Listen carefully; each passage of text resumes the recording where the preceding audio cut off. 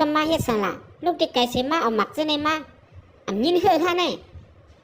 ตุ้ยไม่นุ่งในก่อนลูกบ่เอ้ยก็คาหันกว่าดีไอเปิ้นกาหือปอกมือกว่าละ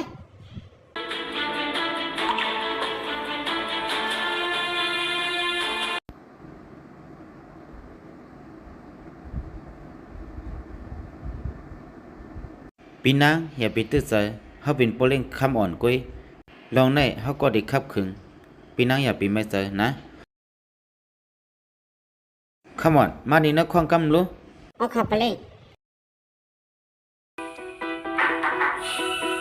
ปะเล่งห้องคาไม่ลองสังค่ะนั่งลงก่อนเลย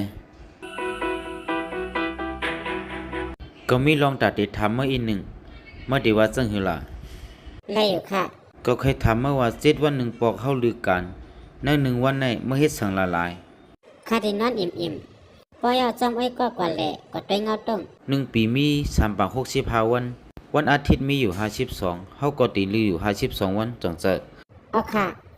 ปอยาจอมหนังเพียงแงเพียงทุ่งวันเป็นป้อยเป็นลาม1 ปีในเตรียมย่อมอยู่หมอก20 วัน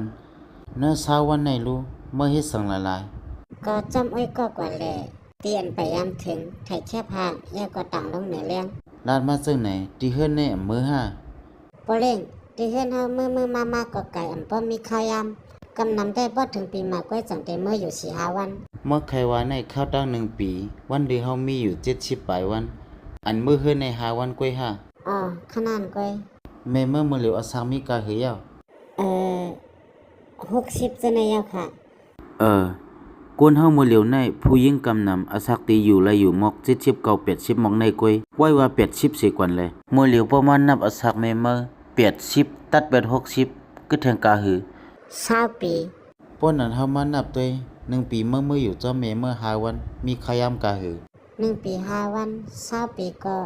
ได้มีอยู่ปากวันเขายามเมื่อดีเมื่ออยู่ตีเฮือนตีมีอยู่5 ปากวันในเมื่อเปิดเตหน้าเฮือนก่อนไว้เมื่อเตหน้าเฮือนมาเมื่ออยู่เฮือนโผหลุดด้วยถึงลุ่มล่าลูกอ่อน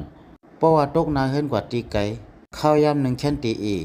เมื่อเลยตั้งเมเมื่อแต่มีข้าวยามหลายวันเลยทบนากันปอเล่งค่ะเฮาเป็นคนมาในจอมชอกหาตั้งฮักกูจื้อกูลองก้อยกาตั้งฮักแม่เฮาซ้ำมีจำเฮาซ้ำใครอยู่ไกลมันเมื่อไกลอยู่ตีเตอร์ไลหันเมเมื่อหันมันเก็บหมักไม่อยู่เตอร์ดินสะป้อมือกว่าเชียงมดเมื่อแต้มฮู้ว่า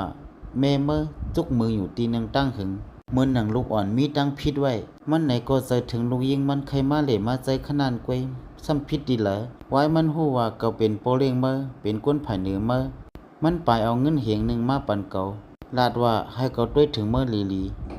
ตั้งหักโปแม่มีโตลูกล่างในมีสังตัดติมาเตียกนึงไหลเทียงเย้าซ้ำว่าเฮาเฮ็ดปันเขาไหลกูซื้อกูลองก็